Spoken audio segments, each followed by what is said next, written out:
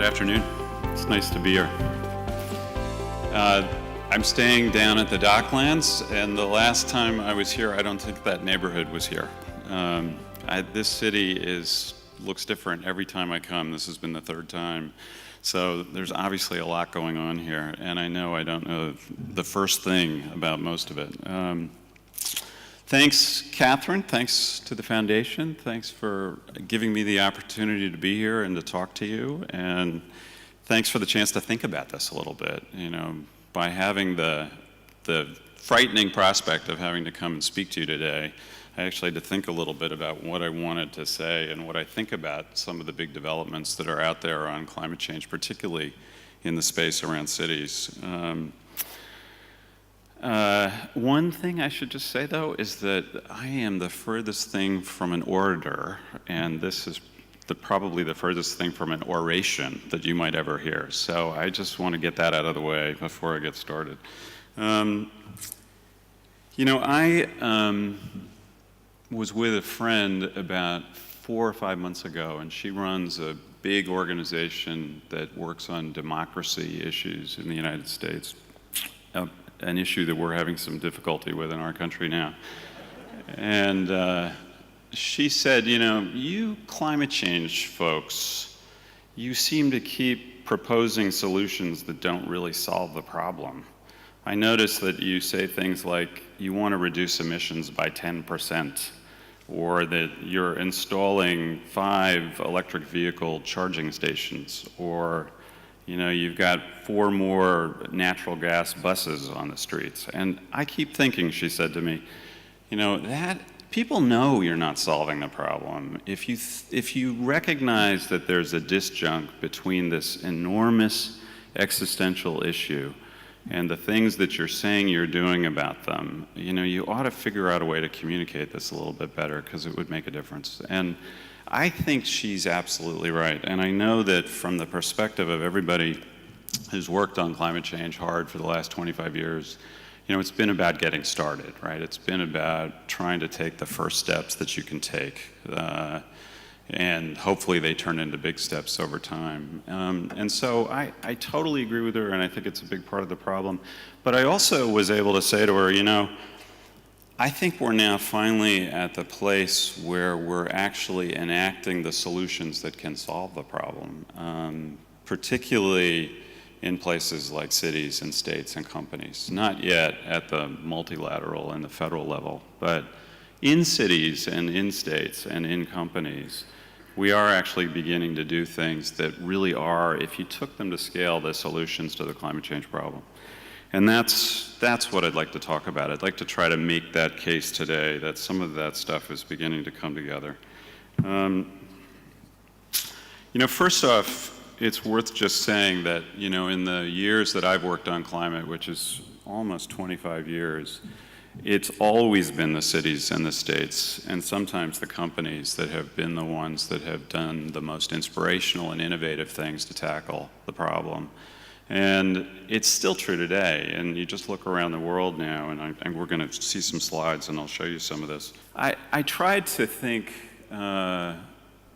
what some of those examples were. I knew some of them, and I began to think about, you know, where I could find the others. And I know the networks that work on this issue around the world, and we fund a lot of them at the Rockefeller Brothers Fund, so it was pretty easy to kind of plumb the examples that exist. And I think there is a case now that we actually can see the playbook that we need to address climate change in a way that can solve it. And so that's a big statement, right? And so you'll have to tell me after I'm done whether you think that's true or not.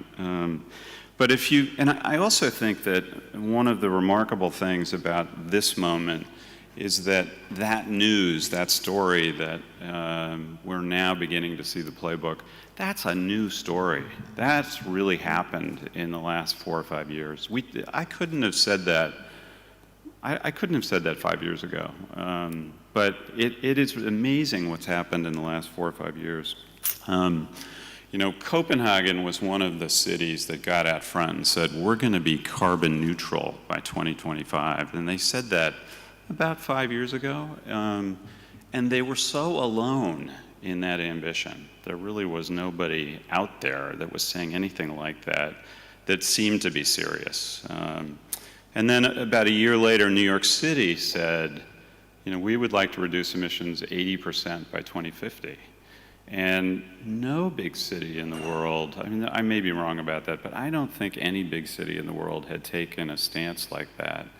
And it was certainly the first big city in the United States that had said something like that and made that kind of a commitment. Today there are, 4 years later, there are over 100 big cities in the world who've said that they will reduce emissions by 80% by 2050. There are a whole bunch who've said they'll be carbon neutral. You see it at the state level.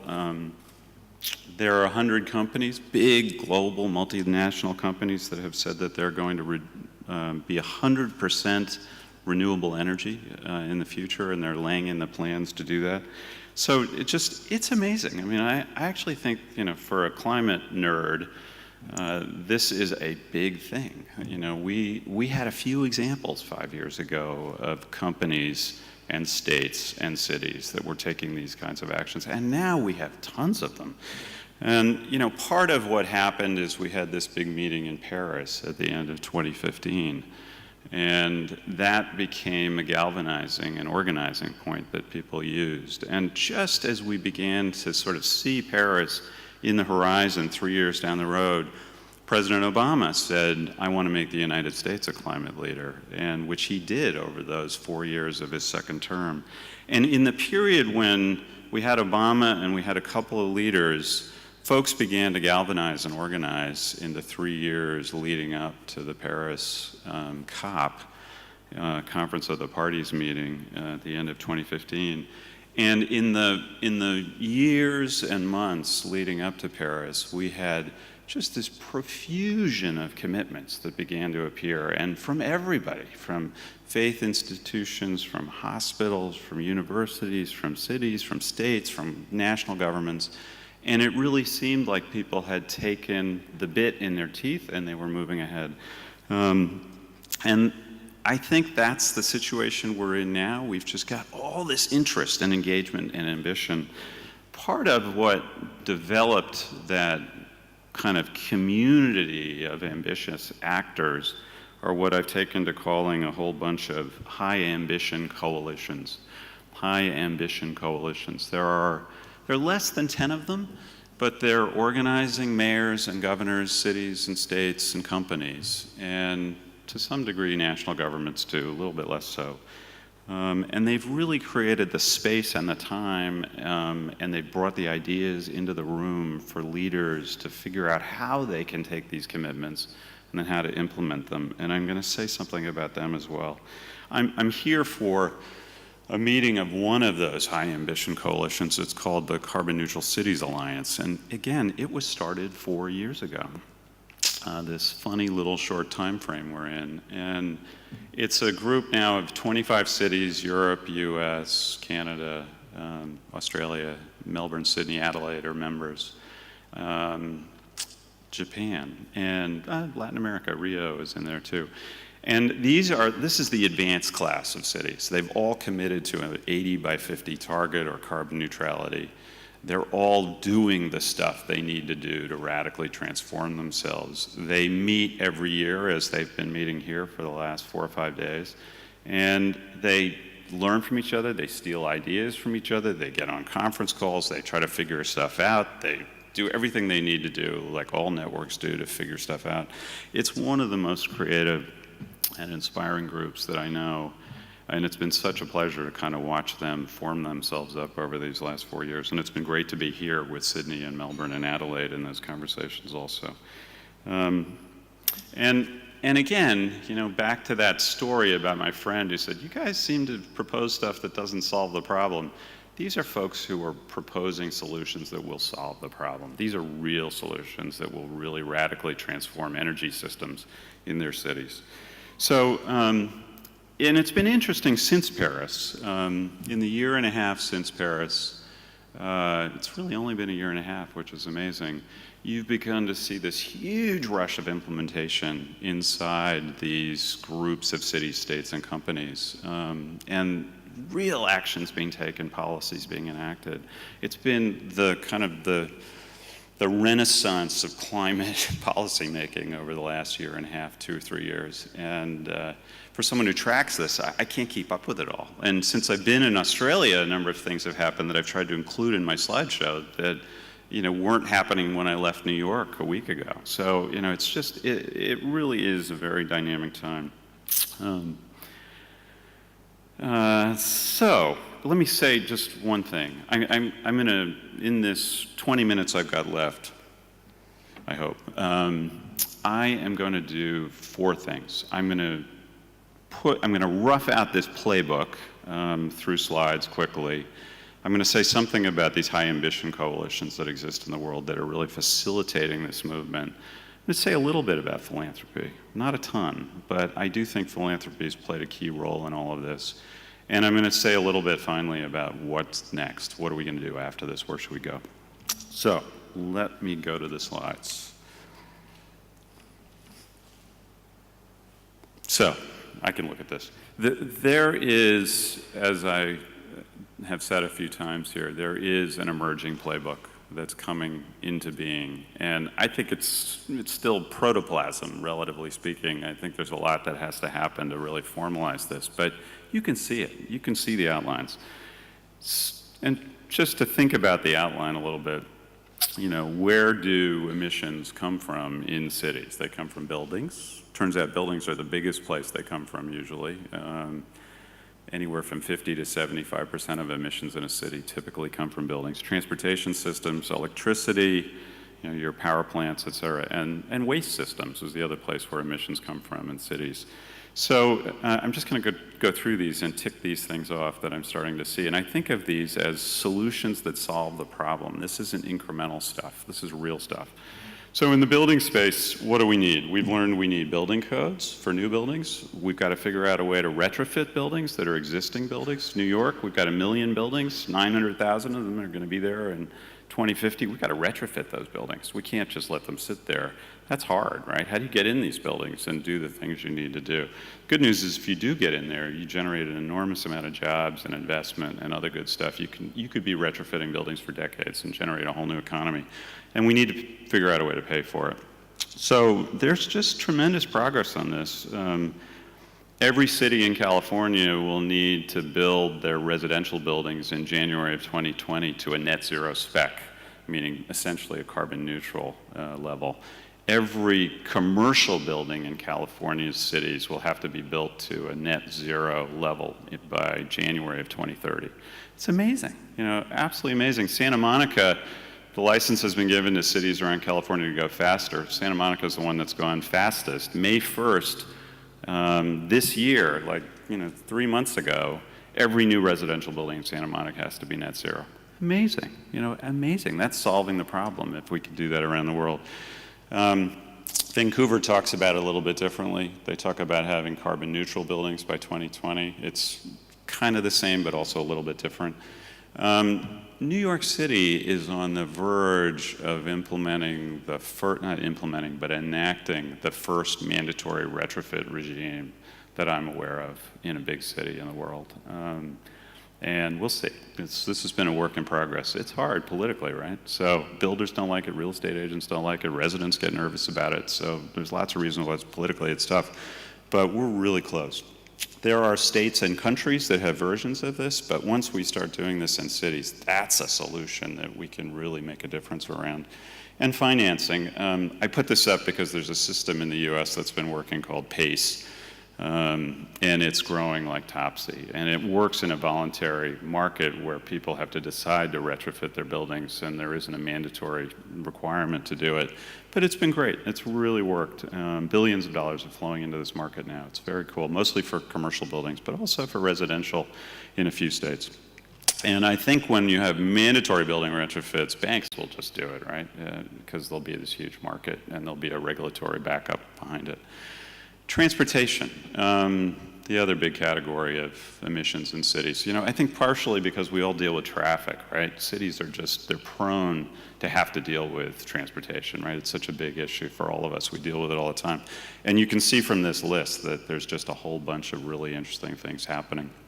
At the top of the list is the basic thing, and we can't give up on it. We've got to fund mass transit in a big way. And you see this happening around the world. I picked 2 examples out of the US. Los Angeles, which has no mass transit fundamentally, has committed to $1 billion a year over the next 40 years to build up its rail links and build up its mass transit. Seattle's going to put $2 billion a year in for 25 years to build up its rail links. I mean, this stuff is just plank one. It's fundamental. And it's great to see stuff like this starting to happen. And, usually you have to raise taxes to do it, so it's kind of a political thing. But you see this happening in places all over the world. Congestion pricing, there are a couple good examples, London, Stockholm, Milan, where there's an economic incentive not to bring your car into the center of town. And the money you raise through the congestion tax that's enacted is used for mass transit, a really good solution. Vancouver said that they want all of their transportation to be renewable, and they're going to do that by making half of the trips that happen pedestrian or bike or mass transit, and the rest, whatever machines are carrying people around, will be using renewable resources, whether that's electric or biodiesel or whatever. So pretty significant. I mean, this is what cities need to do, right, if we're going to cut our transportation emissions down in cities. Here's a great example. Shenzhen, China, 10 million people live there. They have, most of their mass transit is buses. They have 16,000 buses. They're all going to be electric by the end of 2019, so 2 years from now. Huge. One of the reasons they're doing it, they manufacture electric buses. So they want to sell them, So there's an economic stake in this, which is great. You want that. Bus rapid transit, it's been a solution that's been around for the last 15 years or so. It's growing like mad in many parts of the world. 200 cities worldwide have these systems. This Xiamen in China has 320,000 riders a day. BRT in China is going to quintuple over the next 5 years. It's just a big deal. It's really good. And there's a lot more. I love this. In Beijing, there's a permit system for electric vehicles now.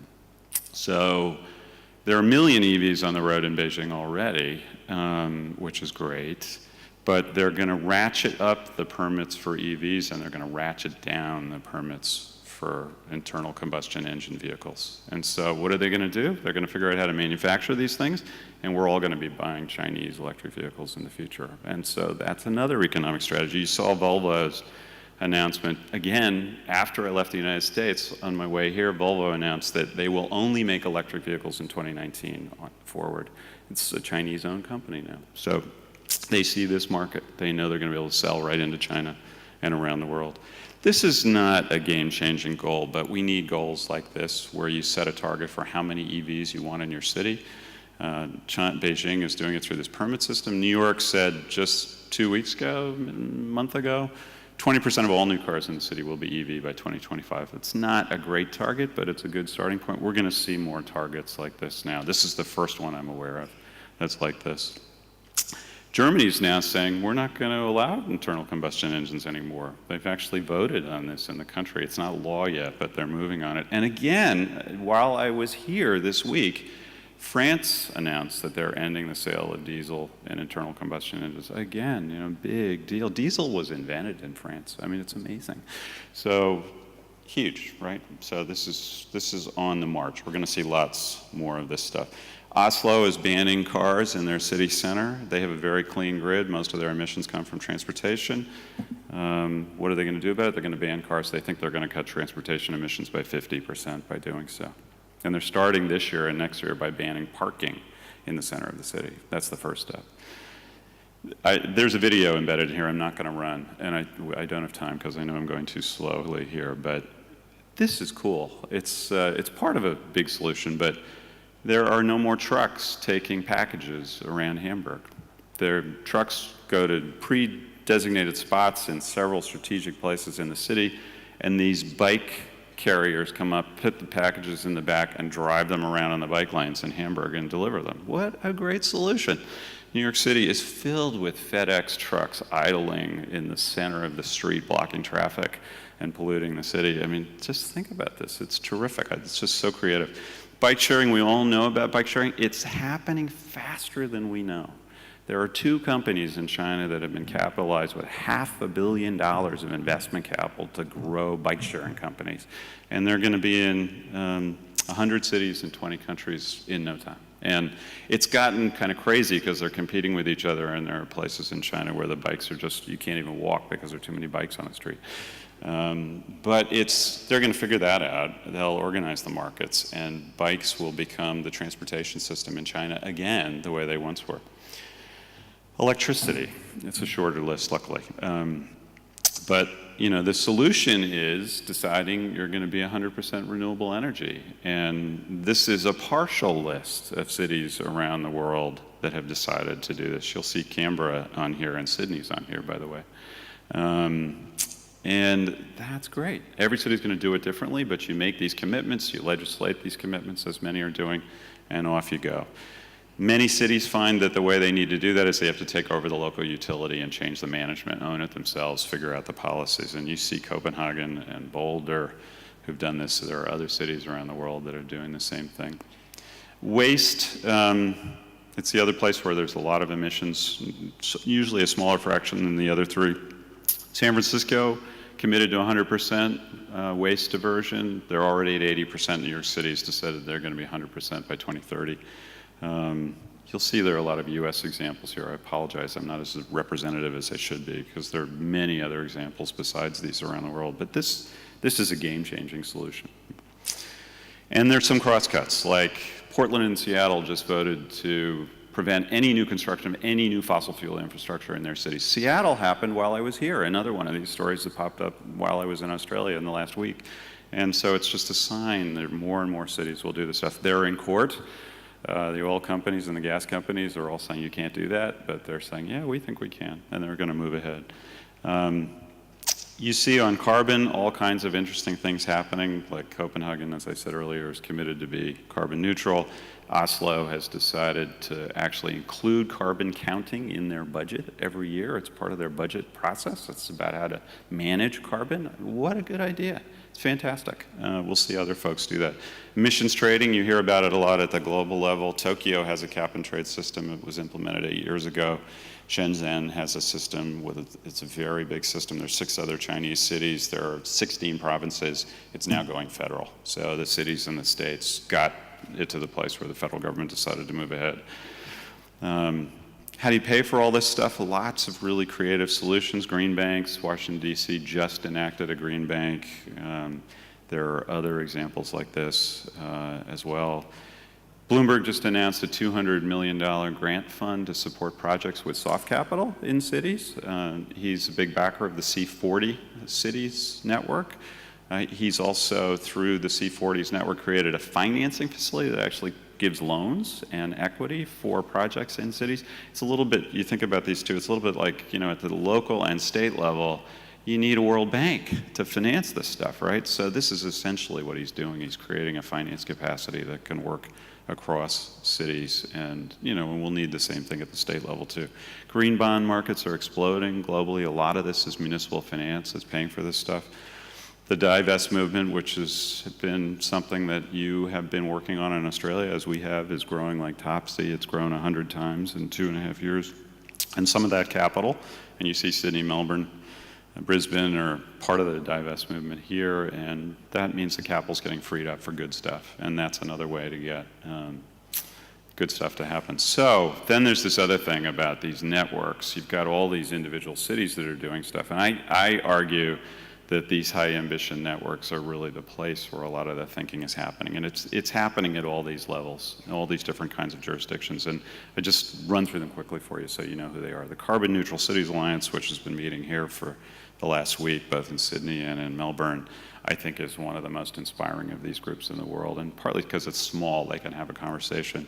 But the C40 Cities Network, which decided in September, that every member of their network, which is almost 100 cities, has to be on a 1.5 degrees centigrade path to emissions reductions, which is kind of like carbon neutral or 80 by 50. All these words are so confusing. But C40 decided it wasn't just going to be a meeting ground anymore. They've decided to go into this high ambition space. I think part of it was because CNCA was so successful. A lot of the same members populate both groups.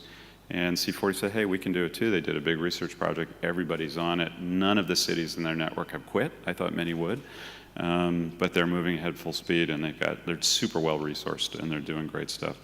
One network you may not have heard about is the Alliance of Peking Pioneer Cities in China. That's kind of a cute name, the Peking word in there. China has decided in its newest 5-year plan that they're going to move responsibility for dealing with climate change down to the municipal level. So there are 96 cities that are in this network. It's about half of greenhouse gas emissions in the country. It's about half of the country's GDP.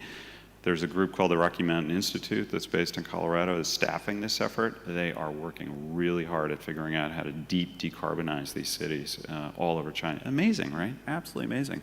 And how inspiring that China is actually doing this and not just talking about it.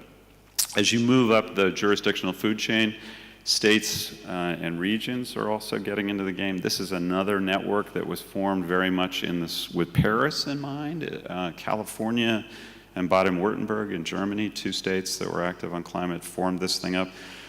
It's a huge group. There are almost 200 governments in this thing. And they are flying the plane and building it at the same time. This thing is giant. It's got so many moving pieces. They're starting to really raise money. They've got a big staff. The climate group in London is staffing this now. And it's been super, super successful so far. Another very interesting high ambition coalition is not a big group, but it's the west coast of North America. It's British Columbia, Washington State, Oregon, and California. And the cities of Vancouver, Seattle, Portland, San Francisco, Oakland, Los Angeles, they've all got 80% by 2050 emissions targets. There's no region in the world where you have as many governments lined up like that. They've also got all these companies that have these 100% renewable energy targets. And in September, this group is meeting again for about the 4th time. The companies are going to be in the room this time, and the cities are going to be in the room. It was just the states before. And what they're trying to figure out is how they can integrate their work to build the big markets around energy efficiency finance, electric vehicles, electricity, et cetera. This region benefits a lot from clean energy jobs and investment. They want to benefit more. More policies will lead to more benefits, so they're trying to integrate the whole region. I think it's the best example of a region in the world doing this stuff at a high level. It's very cool. We Mean Business is the kind of business coalition. 600 companies are involved. It's funded by the IKEA Foundation. They made a big 5-year commitment to this. Huge, really good grant-making thing that happened here. And inside We Mean Business are 8 business coalitions that are all working together now because they're not competing the way they used to because of the IKEA grant, which is fantastic. One of the groups is this RE100 group, which is, I mentioned before, these companies that are deciding to be 100% renewable.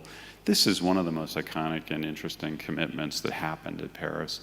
And it continues, and more companies are joining, and now they're figuring out how to do it. And you see companies like Google now marching around the United States saying, if you want our server farm, you got to provide renewable energy, or we're going to go to the community down the train line.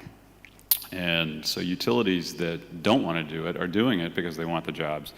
And so we've had 2 gigawatts of renewable energy committed to in the United States in the last 5 years because of this group. It's absolutely incredible. And Apple and Amazon and Facebook and Autodesk and just a huge number of companies are involved in this, but they're more European companies than U.S. companies. Another one of the coalitions inside the We Mean Business coalition is the B team. Mr. Branson at Virgin is kind of the most notable of the CEO leaders in this group. They have just committed to a net zero initiative, so all of their operations will be net zero. They've got a big business plan they're working on how to do this. Very interesting. And the language that I've been using, high ambition coalitions, actually comes from a group of federal national governments that all work together in the run-up to Paris to get a better agreement in Paris. And a lot of the initial members of this coalition were small island states who said that if we don't get to 1.5 degrees, our islands are submerged. We have to be at 1.5.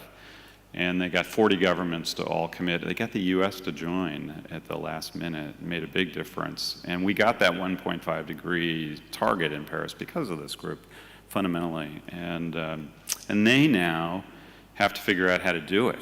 And where are they going to look for expertise? Cities and states and companies.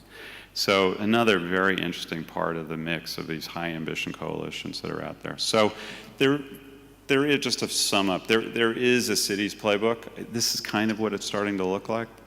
There's more to be added to it, and there are ways that all these things get more profound over time.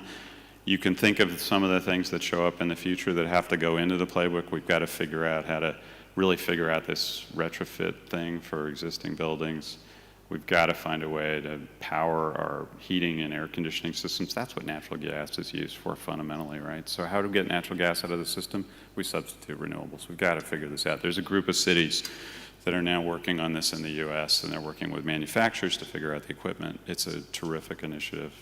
And on through these EV ridership, it's on everybody's tip of their tongue and trying to figure it out. It's happening. Everybody says, how is it going to happen? It's really complicated. So people have to figure this out too and put the policies in place. So anyway, let me just say a word about philanthropy before I get out of here and get off the stage. I actually think Catherine and others here in the philanthropic sector, I think we have collectively actually really made a difference in this world. And all those networks, which I think create the space and time for this creativity, they've been funded by philanthropy. The tickets for travel, the meeting costs, the analysis that have underpinned all this stuff.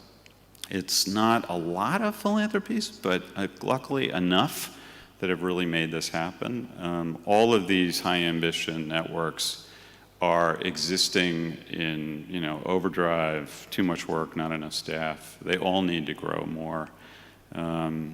There's so much more that they could be doing. But philanthropy at this point has provided the soft capital for these things to exist and for this work to flourish.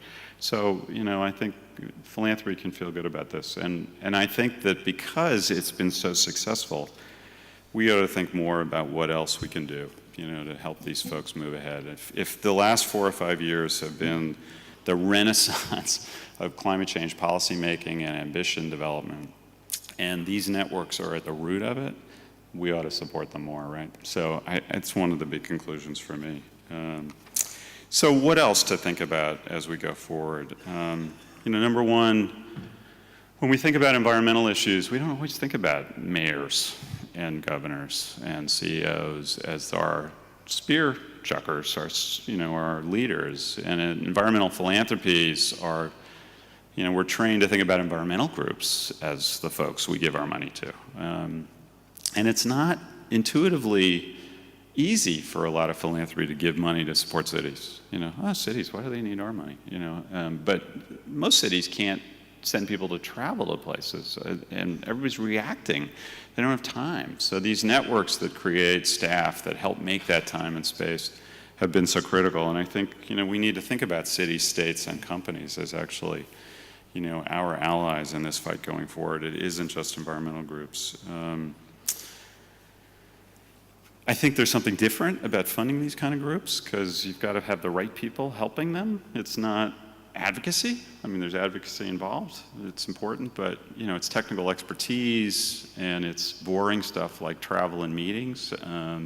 So you have to sort of put a different hat on as a philanthropist when you think about funding this stuff. I think there are a number of other networks that aren't high ambition coalitions, but are the coalitions of cities and states and companies that also need our help. And I think the examples that these folks are serving up are the ones that can encourage those other networks to move forward. And we ought to be thinking strategically about how to get them to move. So you have things like the Covenant of Mayors, which is supported by the European Union. There are thousands of mayors in that group, but they don't have a target. There's no criteria for membership. There's the Compact of Cities, same thing. Thousands of cities are involved. It's a UN construct. Mike Bloomberg is trying to get in there and impact it now. But, they could take a high-level target. ICLE, which used to have an office in Australia, is also a membership group, but it's not a high ambition group. We need these folks to kind of follow on, learn from, and take up these big targets that these, successful leaders have done.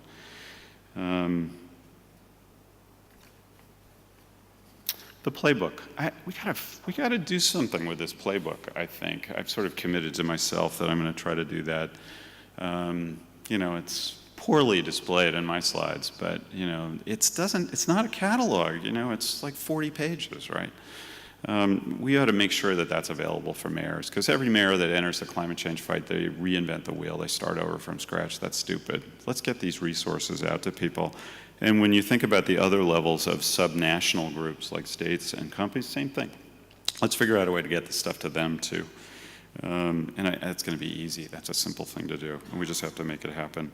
We also have, as the Pacific Coast Collaborative is doing on the west coast of the U.S., we need to vertically integrate these things, because cities can't do it by themselves. They got to work with their states. Melbourne's got to work with New South Wales, Victoria, sorry. Sydney has to work with New South Wales.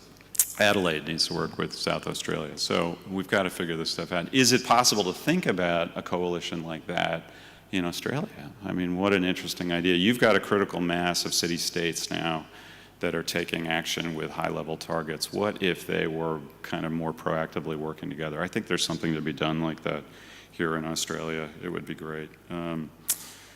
Keep doing the divestment stuff, because I think it does free up capital and gets more going into the good stuff that cities and states can do. And keep working to connect this good subnational work into the multilateral process.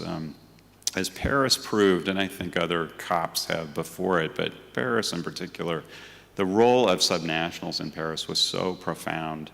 Negotiators were surrounded by mayors, governors, ministers, cabinet leaders from states and cities. And it really gave them the confidence to move forward and go to that 1.5 degree target, which, was a stretch for them. Really was a stretch. And so, anything you can do to make sure that you're represented, your cities and states are represented in the multilateral process, I think is a good thing. It's boring, it's a plane ticket, but I think it's really useful to do. So anyway, finally, I just say that for me, as I think about all of this work, I think it gives us a little bit of a reason to be more optimistic. Climate change is a just dreadful problem. It is truly existential, and we've wasted so much time. And we are really behind the eight ball. This is a tough, tough fight. We've got to move quickly. But the good news is that because of 25 years of experimentation by innovative, creative folks at the subnational level, we now know what the playbook looks like. And these are the things that federal governments are going to be doing also over time. And some are now, not enough, but they're starting to move in that direction. But they can be encouraged and revved up by their subnational partners, colleagues, members, et cetera. So I think there's a reason to be more optimistic and to know where we're going, and that's good news. So let's take that away, but let's keep working really, really hard and figure out how we can get the rest of the way. So thank you very much for your time, and it's so nice to be here, and I will get out of here.